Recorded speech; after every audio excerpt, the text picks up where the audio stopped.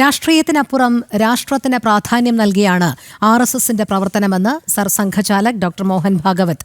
നല്ല വ്യക്തികളെ സൃഷ്ടിക്കുന്നതാകണം വിദ്യാഭ്യാസത്തിന്റെ ലക്ഷ്യമെന്നും മോഹൻ ഭാഗവത് പറഞ്ഞു. ജിഷ്ണു കൃഷ്ണൻ ചേരുന്നു. ജിഷ്ണു, പറയൂ.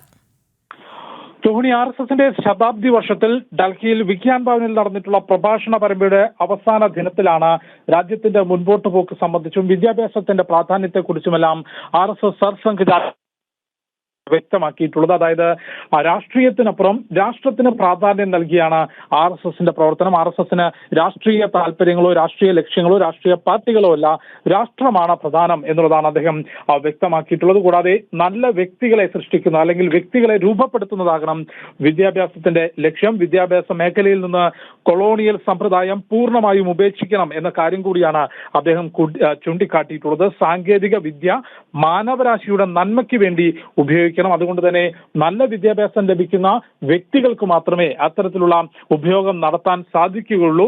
വിദ്യാഭ്യാസത്തിലും രാജ്യത്തിന്റെ ഭരണശൈലിയിലുമെല്ലാം പൂർണ്ണമായും ഭാരതീയ സംസ്കാരം ഉൾക്കൊള്ളണം എന്നുള്ളതാണ് അദ്ദേഹം ചൂണ്ടിക്കാട്ടിയിട്ടുള്ളത്. ഇംഗ്ലീഷ് ഒരു ഭാഷ എന്ന നിലയിൽ പഠിക്കുന്നതിൽ ഒരു ദോഷവുമില്ലെന്നും എന്നാൽ നമ്മൾ ഇംഗ്ലീഷുകാർ ആകേണ്ടതില്ല എന്ന കാര്യവുമാണ് RSSന്റെ സർസംഘചാലക് വ്യക്തമാക്കിയിട്ടുള്ളത്. RSSന്റെ ഇതുവരെയുള്ള 100 വർഷത്തെ പ്രവർത്തനവും ഇനി മുൻപോട്ടുള്ള പ്രവർത്തനവും രാഷ്ട്രത്തിന്റെ പുരോഗതിക്ക് വേണ്ടിയാകും എന്നുള്ളത് ഈ പ്രഭാഷണ പരമ്പരയുടെ തുടക്കത്തിൽ തന്നെ അദ്ദേഹം വ്യക്തമാക്കിയിരുന്നു. ഡൽഹിയിൽ 3 ദിവസത്തെ പ്രഭാഷണ പരമ്പര ഇന്ന് അവസാനിച്ചു. ഡൽഹിക്ക് പുറമെ ബംഗളൂരു, കൊൽക്കത്ത, മുംബൈ നഗരങ്ങളിലും സർസംഘചാലകിന്റെ പ്രഭാഷണം ഉണ്ടാകും. രോഹിണി. ശരി, ജിഷ്ണുവാണ് വിവരങ്ങൾ നൽകിയത്.